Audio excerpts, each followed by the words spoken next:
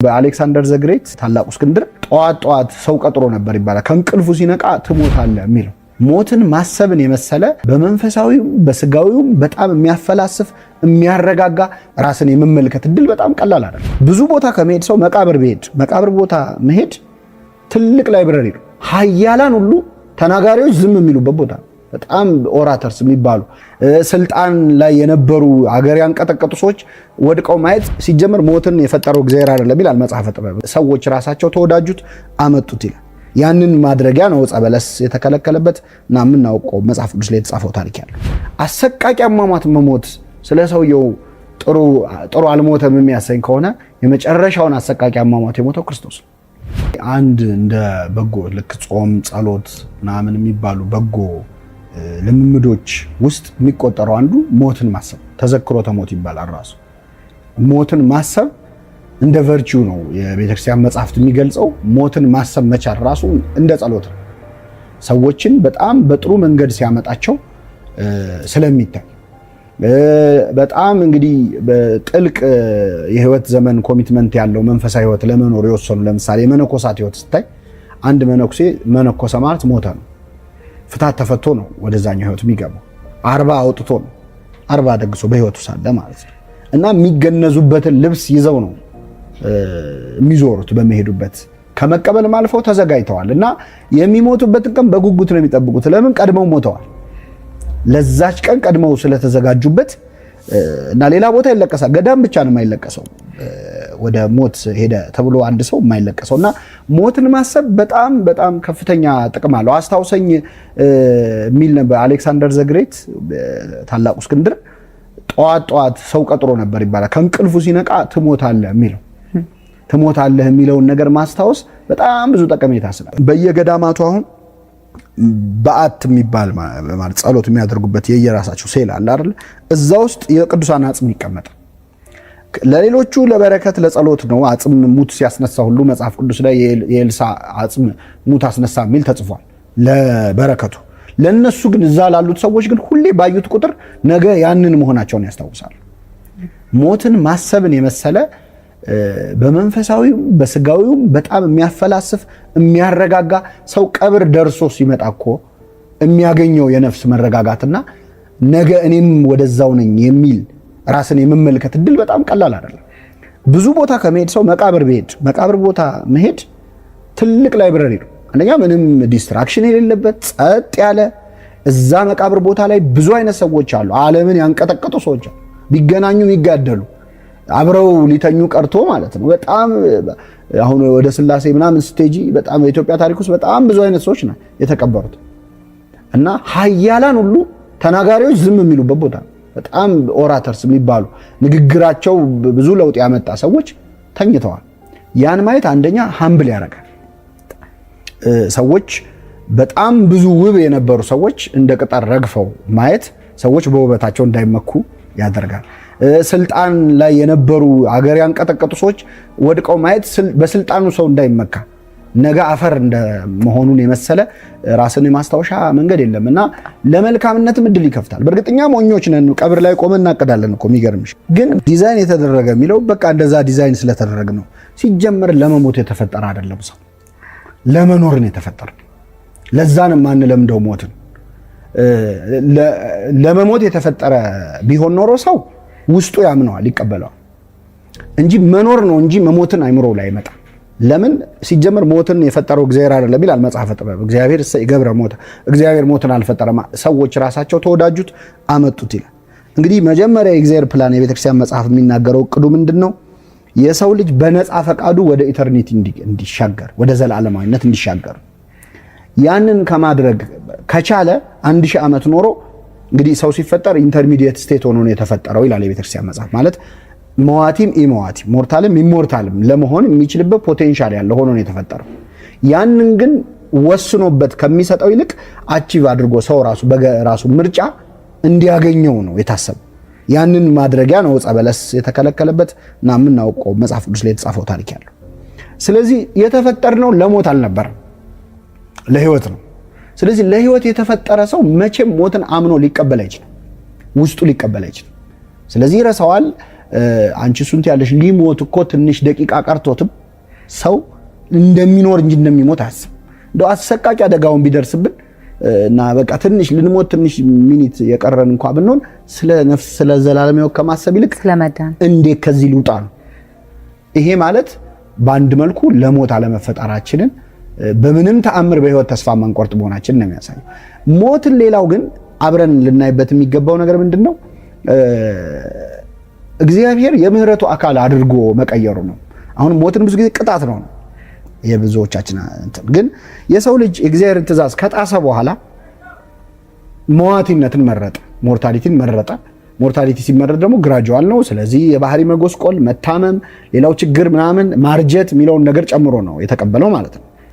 ያንን እንደመረጠ ሲያውቅ እግዚአብሔር ያደረገው ሌላ ምህረት የስጋ ሞትን ማምጣት ነው። ለምን ሰውን አንቺ በጎሰቆለ ባህሪ ወይ ፎልን ኔቸር የሚባለው በዛ እድሜ ልክ እንዲኖር ብታረጊው ምንድነው የሚሆነው? እያረጀ ቢቀጥል ማለት ነው። ባይሞት ሞት ባይኖር ኖሮ የሚያበቃ አለ። ስለዚህ ሞት ማለት የምህረቱ አካል ነው የምትለው ቤተክርስቲያን ምንድነው? እስሩን ነው ወይም ቅጣቱ የቅጣቱን ዘመን ነው ያሳጠረው። 70 80 ምናምን አርጎ የኖርናትን እድሜ ያህል ኖረን በዚህ በጎሰቆለው ባህሪ እዚች ምድር ላይ በትንሽ ጊዜ ያችን የመዋቲነትን እንትን ቀምሰ ነው ከዛ በኋላ ወደዛኛው እንድንሻገር በዚህ ጊዜ ደግሞ ለዛኛው እንድንሰራ ሁለተኛ የተሰጠ እድል ነው ሞት። አሁን ምንድነው ሰው መቼስ በጤነኛ አእምሮ ሞትን አይመርጥም ነው እንትናች ውስጣችን የሚሰማው። ግድ የለም አዳምና ሔዋንንና ጸበለሱ ለጊዜው እናቆያቸውና እኛ አለን እኮ ምን ለምሳሌ ደግሞ ምን አለፈ እዚሁ ምድር ላይ እኮ በህይወቱ ጥሩ የማረግ እና ጥሩ ያለ ማረግ አማራጮች ይኖሩታል። ሰው በጣም በቀላሉ ማለት ነው እጁ ላይ ቢከፋ ይችላል፣ አለመክፋትም ይችላል። አንዳንዴ ዝም ብለን የምንከፋበት ሰው አለ፣ ዝም ብለን ደግሞ ጥሩ ማረግም እንችላለን። እንዲሁ የምንጠላው ሰው የለም እንደኛ እንዲሁ እግዚአብሔር ዓለሙን እንዲወደው አይላል። እኛ እንዲሁ የምንጠላው ሰው አለ። ዝም የአይኑ ቀለም ደስ አላለኝም ብዬ ልጠላው እችላለሁ። እቺኛዋ ትንሿ ምርጫ ነች ስታድግ ሞት የምትሆን። አሁን እኛ ከጸበለስ ከምን አንፃር ስለምናየው ነው እንጂ ሰይጣን ሞኝ አይደለም። ለአዳምና ሔዋን ያቀረበውን በለስ እኔ ጋር ይዞ አይመጣም። የታወቀ ነው። ያን ታሪክ ስማር ያደኩኝ ስለሆንኩ ስለዚህ ለኔ ይቀየራል። የኔ በለስ ይቀየራል። የሆነ ክፉን ነገር የማድረግና ደግ የማድረግ እድሎች በህይወታችን አማራጮች ሁሉ ጊዜ ይቀርባሉ። ስንመርጥ ክፋትን ስንመርጥ ከነ ፓኬጁ ነው የምንመርጠው። ክፋት ሞትን ስላዘለ ማለት ነው። በፊትህ እሳትንና ውሃን አቀረብኩልህ፣ ወደ ወደድከው እጅን ስደድ፣ ሰማይና ምድር ምስክር አድርጌ አቅርቤያለሁ፣ ህይወትና ሞት ባንተ ፊት አሉ ይላል እግዚአብሔር። ህይወትና ሞት ሲባል ሰይፍ በዚህ ጋር ሰላም በዚህ ጋር ማለት አይደለም። እሱን ማንም ሞኝ አይመርጠው። ግን አንዳንድ ለምሳሌ በትዳር ውስጥ ያለ ሰው ከትዳሩ ውጪ የመወስለት እድል ይቀርብለታል፣ በህይወቱ ይገጥመዋል። ሞት ነው ግን ከጀርባው ያለው። ልክ እንዳልሆነ መጽሐፉን ትተሽው ህሊናው ይነግረዋል። የሆነ ሰው እሱ ጋር የሆነ ሰርቪስ ለማግኘት የመጣን ሰው ጉቦ ክፈል የማለትና ያለማለት እድል ይሰጠዋል። እና ምንድነው ሰይጣን ሲኦልን አያሳምርም፣ ወደዛ የሚወስደው መንገድ ግን ቆንጆ ማድረግ ይችላል የሚል አባባል አለ። ስለዚህ ሞት ስለተባለ ሞት ይሸታል ማለት አይደለም። ከላይ ስታየው ስክሪን ሴቨሩ ውብ ሊሆን ይችላል። ስትመርጨው የመረጥሽው እኔ መች እሱን መረጥኩኝ፣ እኔ እኮ ሞትን አይደለም የመረጥኩት፣ መዝናናቱን ስካሩን ሊሆን ይችላል፣ በማመንዘር የማገኘውን ደስታ ሊሆን ይችላል የመረጥኩት። እዛ ውስጥ ግን ያለ ፓኬጅ ነው። እና በዚህ አይን ብናየው የግድ ሞት ሲመረጥ ሞትና ሕይወት ተብሎ ሰውማ ሞኝም አይደለም። ኢማጂን ማድረግ አልቻሉ። በነገራችን ላይ በአዳምና ሔዋን ታሪክ አንዱ እንትን መዋቲነት ያለም አሁን አንቺ የጠገብሽ ዕለት ረሃብ ያለ አይመስልሽም? የነበሩበት ህይወት የገነታዊ ህይወት ያን የተበላሸ ህይወት አውቁት ኢማጂን ማድረግ አልቻሉ። ይሄ ማለት የግድ ግን አሁንም ከገነት ወጥተን እዚሁ ምድር ላይ አንዳንድ ከሆንን በኋላ የሚገቡን ዋጋ ሲያስከፍሉን የሚገቡን እኮ የተሳሳቱ ውሳኔዎች አሉ። እና እነዛ ውሳኔዎች ናቸው የኛ ጸበለሶች። ስንመርጣቸው ግን ሞትን መርጠን አይደለም የመረጥናቸው። እኔ እኮ ልደሰት ፈልጌ ነው፣ እኔ ለሆነ ፕሌዠር ነው የመረጥኩት ልል ይችላል፣ ጀስቲፋይ ላደርገው ይችላል። ስለዚህ መንገዱን ስንመርጥ ግን ፓኬጅ ሰርቪሱን አብረን ማግኘታችን አይቀር። እኔ ለዚህ አንድ አባት የተናገሩትን መዋስ ፈልጋለሁ። በጣም ትልቅ አባት ብፁዕ አቡነ ጎርጎርዮስ ይባላሉ። የሸዋ ሀገረ ስብከት ሊቀ ጳጳስ የነበሩ በመኪና አደጋ ነው ህይወታቸው ያለፈው። እና ሰው የሚፈልገውን ከሰራ የሚጠብቀው ሞቱን ነው ይላሉ። የእሳቸውም ህይወት ይህን ያሳያል። በጣም አጭር ጊዜ ነው የአገልግሎት ጊዜያቸው የነበረው። እሳቸው ያቀጣጠሉት እሳት ግን በጣም ብዙ ነገር መቀየር ችሏል በጣም ባጭር ጊዜያቸው እና በጣም ጥሩ ዴፊኒሽን ነው ያስቀመጡት። ሰው የሚፈልገውን ከሰራ አቺቭ ማድረግ የሚፈልገውን ነገር ካረገ የሚጠብቀው ሞቱን ነው። ለምን መጣው ታዲያ የሚያሰኝ አሟሟት ነው የእሳቸው አሟሟት የነበረው። ከዛ ውጭ እኛ ብዙ ጊዜ ምንድነው አሟሟቱን አይተን ስለ ሰውየው ጥሩና መጥፎ ለመናገር ይቃጣናል። ለምሳሌ አሁን አንድ ሰው በጣም አሰቃቂ አደጋ ደርሶበት ቢሞት እንደው ምን አይነት ፍርጃ ነው አይነት ስሜት አለ። በሃይማኖትም አካባቢ ያለው ሰው ለምሳሌ አሁን ሰሙነ ሕማማት ላይ ፍትሐት የሌለበት ጊዜ ምናምን ሲሞት ኃጢአት ያለበት ነው አይነት ስሜት አለ። ደግሞ የሆነ የስቅለት ቀን ምናምን ከሞተ እንላለን። በመሰረቱ የኛ ካላንደር በሰማይ ይሰራል። እዚሁ ላለነው እንጠቀመው እንጂ 24 ሰዓቱን እግዚአብሔር በእኛ ቀን ይቆጥራል ማለትም አይደለም። ግን ሰው አሟሟቱን አይተሽ ጥሩ ነው መጥፎ ነው ኃጥእ ነው ጻድቅ ነው መልካም ሰው ነው ማለት አይቻልም። አሟሟት ጥሩ አሟሟት ነው ማለት ጥሩ አሟሟት ሞተ የሚባለው አሁን ብዙዎቻችን ኢማጂን የምናደርገው በቃ እንደው እንደ እንቅልፍ በዛው አሸልቦን ምናምን ስንሄድ እሱ አሟሟት ሞተው ሰው ግን ጥሩ ሞት ሊሆን ይችላል። ሞቱ አሰቃቂ አሟሟት መሞት ስለ ሰውየው ጥሩ አልሞተም የሚያሰኝ ከሆነ የመጨረሻውን አሰቃቂ አሟሟት የሞተው ክርስቶስ ነው። የሱን ያህል የተገረፈ የሱን ያህል የተሰቃየ የለም።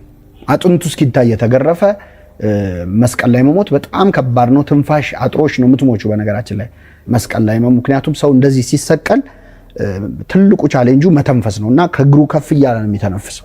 ከግራ ከቀኝ ያሉት እግራቸውን ሰብረዋቸው ነው የሞቱት። ለምን እንዲህ ብለው ቀና ብለው እንዳይተነፍሱ። ክርስቶስ ግን ያንን እንኳን ማድረግ እንዳይችል በጣም በ3 ሰዓት ነው የሞተው በፍጥነት። ጲላጦስ ራሱ ከመቼው ሞተ አለ ይላል የማርቆስ ወንጌል። አሰቃቂ አሟሟት ነው የሞተው።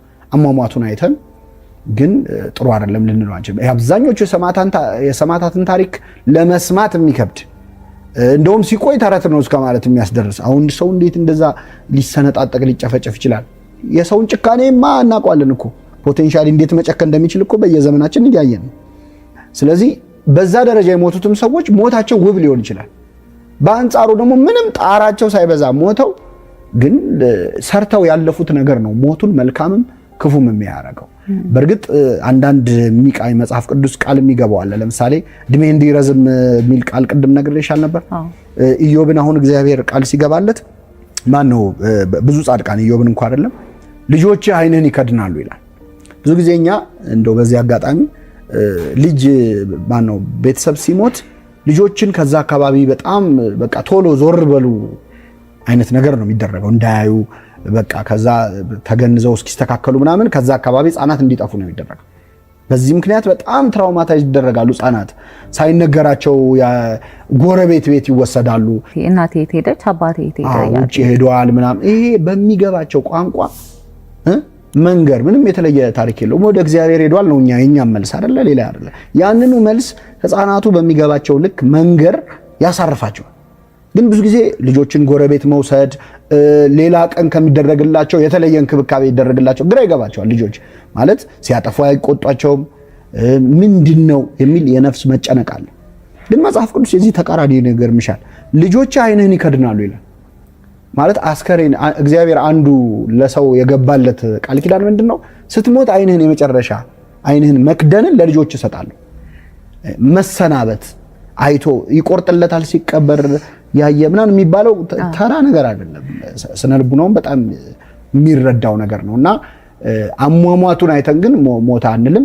በህይወት ዘመኑ ግን አድርጎት ያለፈው ነገር ኖርና ሞተ የማያሰኝ አይነት ህይወት ከሆነ ማድረግ ያለበት ለነብይ መኮንን በጣም እናከብረው ደራሲ እና ገጣሚ ቀጥታ ልለው አልችልም፣ ፓራፍሬዝ ላደርገው እችላለሁ። አንድ ግጥም አለው